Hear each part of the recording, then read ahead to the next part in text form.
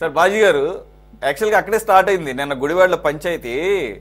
ఆ, ఇన్నాళ్ళు ఆయనకి ఆరోగ్యం బాగాలేదు, ఇంకోటి ఆయన కూడా ఎక్కువగా యాక్టివ్గా ఎక్కడ బయట కనపడటం లేదు, రెస్ట్ తీసుకుంటున్నారని చెప్పేసి కూడా ఎక్కడ తెలుగుదేశం కార్యకర్తల నుంచి కానీ నాయకుల దగ్గర నుంచి కూడా ఇటువంటి కొడాలి నాని మాట కూడా బయటకు రాలా. కానీ ఎప్పుడైతే నిన్న గుడివాడలో జరుగుతుందన్నప్పుడు గుర్తొచ్చింది. మరి సహజంగా గుర్తొస్తుంది కదా, వాడు వీడు అసలు భాష మామూలుగా కాదు. అసలు ఈ లోపల పీసీఆర్ మా వాళ్ళకి రెడీ ఉంటే వేయండి, ఏది సవాల్ చేశారు కదా కుప్పంలో చంద్రబాబు నాయుడు, ఆడు ఈడే. అసలు నాకు అంటానికి కూడా నాకు చాలా బాధ అనిపిస్తుంది. కాబట్టి ఆయన అన్నాడు కాబట్టి నేను ఉటంకిస్తున్నా. ఇంటెన్సిటీ తెలియాలి కాబట్టి చూసే వీక్షకులకి ఇంటెన్సిటీ తెలియాలి. అందరూ చూశారు, కొంతమంది మిస్ అయితే కనుక. గెలిస్తే కుప్పంలో ఎలా గెలుస్తాడో చూస్తాము. గెలిస్తే కనుక నేను మళ్ళీ ఆడే కాళ్ళ దగ్గర బూట్ పాలిష్ చేస్తూ కాళ్ళ దగ్గర పడి ఉంటాను. మరి 13-14 నెలలు అయింది. ఏది అని చెప్పేసి ఒక పోస్టర్ వేశారు బూట్ పాలిష్ చేస్తూ. సో అక్కడి నుంచే కొంత అంతకుముందు రోజేమో పేర్ని నాని గారి వ్యాఖ్యలు ఆల్రెడీ మనం దాని మీద మాట్లాడుకున్నాం. రెచ్చగొట్టే వ్యాఖ్యలు చీకట్లో కనుగొట్టాలంటే ఈ కనుగొట్టే భాష ఏంటో. మరి ఈరోజు అంటాడు సార్ మర్చిపోయా, నేను ఆ రకంగా అసలు రెచ్చగొట్టలేదు, ఒకవేళ నేనే కనుక అనుంటే నరకమని చీకట్లో ఏంటి పగలేసేమని నేను అనేవాడిని అని చెప్పేసి ఇది ఇంకొకటి యాడ్ చేశాడు. ఇక 3 భూస్థాపితం, పార్టీని భూస్థాపితం చేస్తానంటే జగన్మోహన్ రెడ్డి గారిని భూస్థాపితం చేయమని చెప్పేసి చంద్రబాబు గారు అన్నారని చెప్పేసి వయసులు తీసుకొచ్చాడు. 76 ఏళ్ళు ఇంకెవరినాడు బతుకుతామని. 3 ఆ వీడియో ఇప్పుడు మనకు కనపడుతుంది, చూపిస్తున్నాం కదా, అది అన్అఫీషియల్గా బయటకు వచ్చింది. ఆ గుడివాడలో జరిగిన ఇన్సిడెంట్ పేర్ని నాని రాకుండా అక్కడ ఆయన్ని ఆల్రెడీ అంతకుముందు జరిగిందని దృష్టిలో పెట్టుకొని పేర్ని నాని గారు కనుక వస్తే నిరసనలు తెలపాలని చెప్పేసి తెలుగు ఈ మహిళలందరూ బయటకు వచ్చినప్పుడు వాళ్ళు కూడా ఎక్కువ ఏజ్డ్ వాళ్ళలో కనపడుతున్నారు. అక్కడ జెడ్పీటీసీ ఆ వ్యవహారం అడ్డం పెట్టుకొని రాష్ట్ర వ్యాప్తంగా నిరసనలు చేయాలంట. చాలా బాగా చెప్పారు మస్తాన్ గారు. నిజంగా సెన్సిటివిటీ ఆఫ్ ది ఇష్యూ చూడాలి, అలాగే ఇంటెన్సిటీ ఆఫ్ ది ఇష్యూ కూడా చూడాలి. ఇంటెన్సిటీ తీసుకుంటే ఆ కుర్రోడు 10th క్లాస్ చదివే కుర్రోడు వాళ్ళ సిస్టర్ని ఈవ్ టీచింగ్ చేస్తున్నారు అని అడ్డుపడినందుకు నెట్ట నిలువున సజీవ దహనం చేశారే, దాని మీద అసలు రాష్ట్రంలో ఎక్కడన్నా ఉన్నాయా చర్య? అది అసలు దానికి కదా రాష్ట్రంలో రోడ్డు మీదకి రావాల్సింది. కానీ వైసీపీ మీ గవర్నమెంట్ కదా ఉంది, రానివారు ఎవరిని. కానీ ఒక చిన్న ఇష్యూని మాత్రం రాష్ట్ర వ్యాప్తంగా కులాలను అడ్డం పెట్టుకొని లా అండ్ ఆర్డర్ ఇష్యూ చేయడానికి మాత్రం రెడీ అయిపోతారు. ఈ మహానుభావుడు అంటున్నాడు కూటమి బియ్యం రుచిగా ఉందా అని.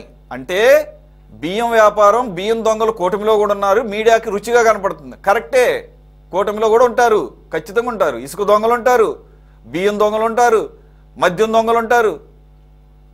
కానీ నువ్వేమన్నావు, నాదొక్కడిదే కనపడుతుంది అంటే నువ్వు చేసావని ఒప్పుకుంటే ఇంట్లో ఫైనే కట్టావు కదా నువ్వు. మరి ఇలా తప్పు చేసి ఒప్పుకొని ఫైన్ కట్టినటువంటి వ్యక్తి నీతి సూత్రాలు చెబుతున్నాడు. సార్ ఇంకొకటి వరుసగా నేను కూడా విన్నాను, ఆదిమూలపు సురేష్ జెంటిల్మెన్ అనుకుంటే ఆయన కూడా ఆ రకమైన రప్ప లాంగ్వేజ్ అందరూ మాట్లాడుతుంటే దీని వెనకాల ఏమైనా ఒక స్ట్రాటజీ ఉందా? రాష్ట్ర వ్యాప్తంగా శాంతి భద్రతలను కల్లోలం చేసి ఏమన్నా కలలు కంటున్నారా? ఏది కూటమిలో ఉన్న బీజేపీని ఒప్పించేసి ఎవరిని ఇక్కడ రాష్ట్రపతి పాలన తీసుకొచ్చేసేద్దామని చెప్పేసి అడుగుదామని. ఏంటి అసలు ఈ స్ట్రాటజీ ఏంటి? సురేష్ గారు, ముందుగా మీకు అట్లాగే ప్యానెల్లో ఉన్న సభ్యులందరికీ కూడా శుభ సాయంత్రం, నమస్కారం. కొద్దిగా లేట్గా జాయిన్ అయ్యాను, క్షమించండి.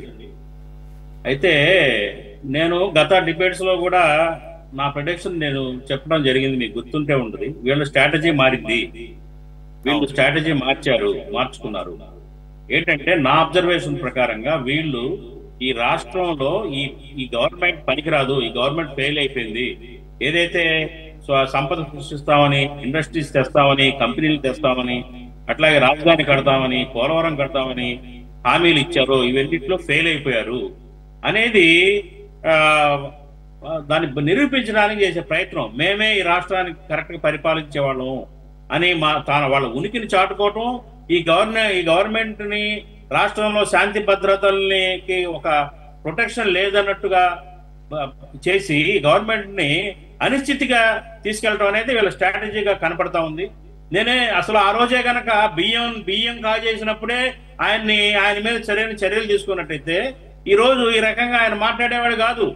ఆయన బియ్యం కాజేసిన సందర్భంలో బెయిల్ కోసం అండర్ గ్రౌండ్ లో వెళ్ళారు వాళ్ళు, భార్యాభర్త. ఆ బియ్యం కేసులో.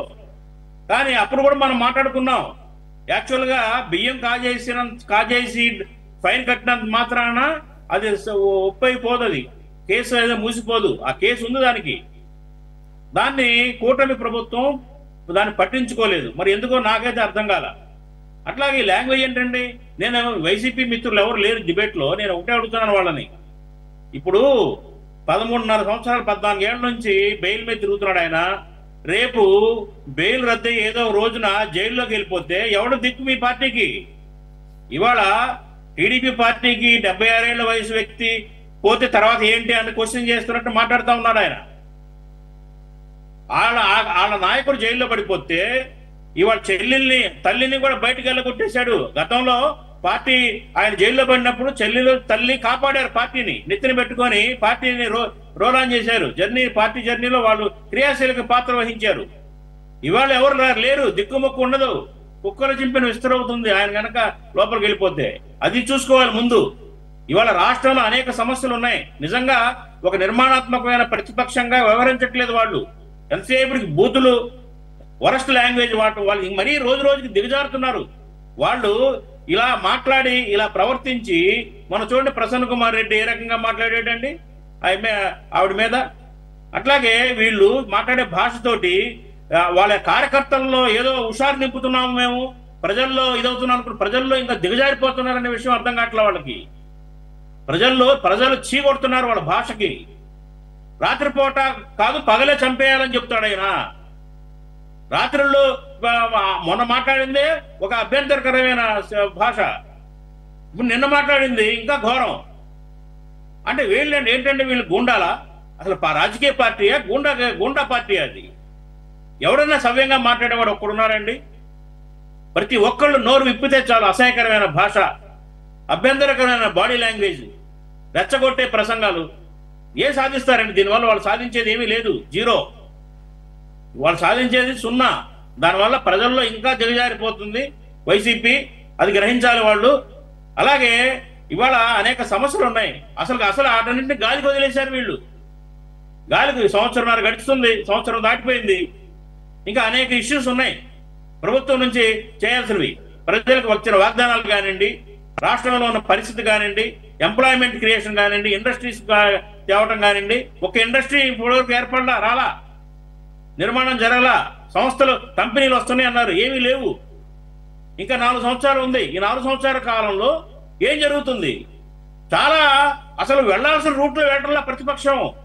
వీళ్ళు అడ్డదారులు దొక్కి వాళ్ళకి వచ్చిన అవకాశాలను పాటు చేసుకుంటా జగన్మోహన్ రెడ్డి గారు ఏమన్నా వీళ్ళు మాట్లాడుతుంటే ఆయన చిద్దురాసంగా ఆయన ఆనందపడి ఎంజాయ్ చేస్తా ఉన్నాడు.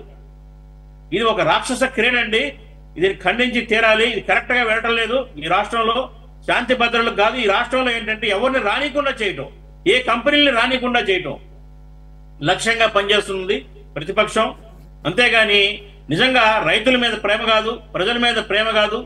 అట్లాగే ఏంటంటే ఇవాళ ఉన్న సమస్యలు తీర్చాలి, రాష్ట్రం ఆర్థికంగా వెళ్ళాలి, రాజధాని నిర్మాణం జరగాలి, ప్రాజెక్టు నిర్మాణం, పోలవరం ప్రాజెక్టు ముందుకెళ్ళాలి. ఇలాంటి లక్ష్యాలు ఏ ప్రతిపక్షానికి లేవు. కేవలం ప్రభుత్వాన్ని మీద మరి రాళ్లు వేయటం, బురద జల్లటం, అస్థిరంతో చేయటమే లక్ష్యంగా పనిచేస్తున్నారండి. ఇది గుడ్ సైన్ కాదు రాష్ట్రానికి. కాబట్టి ఇప్పటికైనా వాళ్ళు గ్రహిస్తే మంచిది. లేకపోతే ప్రజలే రోడ్ల మీదకి వచ్చి తంతారు వాళ్ళని. ఇలాంటి భాష, ఇలాంటి ఇది మాట్లాడితే కనుక ఏంటంటే 76 ఏళ్ల వయసు అయితే ఎవరు ఎప్పుడు చనిపోతారో తెలుసా? 40-50 ఏళ్ళు చావటం లేదా?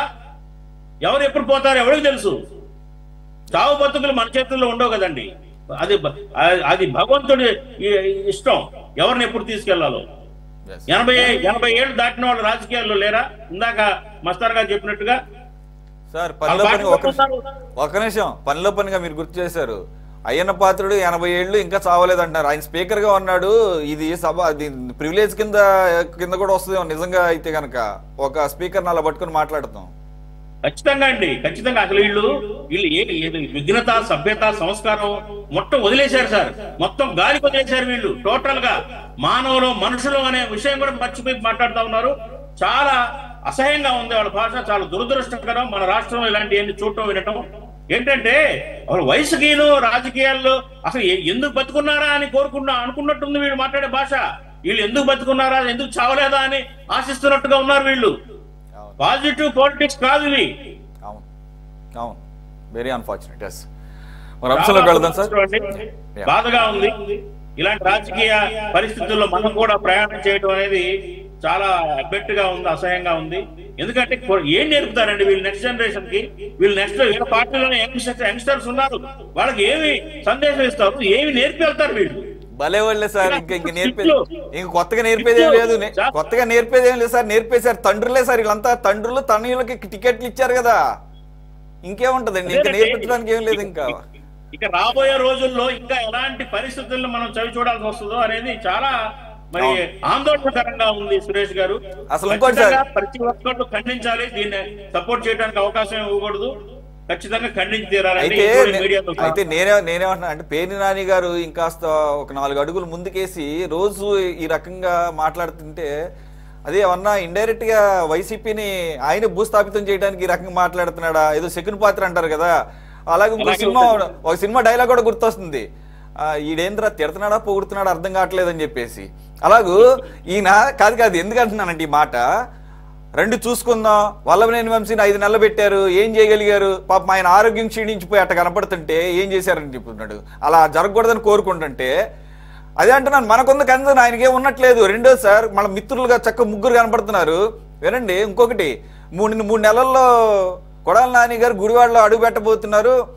ఏంటి మరి ఛాలెంజ్ చేశారు కదా, ఆయన్ని నిలబెడతారని నడు రోడ్లో. నాకు వాడాలంటే కూడా ఇదిగా ఉంది, బట్టలు లేకుండా ఏదో కట్టవేరు మీద నిలబడతారు ఆ టైప్ లో అంటున్నాడు ఆయన. అంటే ఏంటి నిలబెట్టాలని అదే నేను అనేది. అదే సార్, అదే అంటున్నాను నేను. ఈయన దాకా వస్తే ఈయన పారిపోయాడు 3 నెలల్లో, ఏంటి దొరకకుండా బెయిల్ వచ్చే వరకు కాకుండా సహచరుల పాపం వాళ్ళని పట్టుకుని ఇలా కోరుకున్నట్టుగా మాట్లాడుతున్నాడు. అదే అనుకుంటున్నా వాళ్ళిద్దరు కనుక ఇంటే ఎరా నువ్వు పొగుడుతున్నావా తిడుతున్నావా అర్థం కావట్లేదు అన్నట్టుగా మాట్లాడుకోవాలి ఇక వాళ్ళు. రైట్, లెట్స్ లైటర్ వీల్ అనమాట. Let's go to the next topic. Vijaykiran గారు, ఒక కొడాల నానినే కాదు 164 మందిని కట్రాయర్ మీద నుంచే పెట్టారు నడి రోడ్లో. ఇప్పుడు వాళ్ళకి ఎటుపోలు అర్థం కాక పిచ్చి హాస్పిటల్కి వెళ్ళే ప్రయత్నంలో ఉన్నారు వాళ్ళ భాషలతో. రైట్ రైట్, ఏదైనా అటువంటి లాంగ్వేజ్ అయితే కరెక్ట్ కాదు. ఇంకొకటి లాంగ్వేజ్లకి దరిద్రపు కొట్టు లాంగ్వేజ్లకి brand ambassador YSR Congress party నాయకులండి. రైట్ రైట్, ఇప్పుడు మాస్టర్స్ డిగ్రీలు ఇట్లా దాన్ని ఏమంటారు ఇంకా మించిపోతున్నారు అనమాట.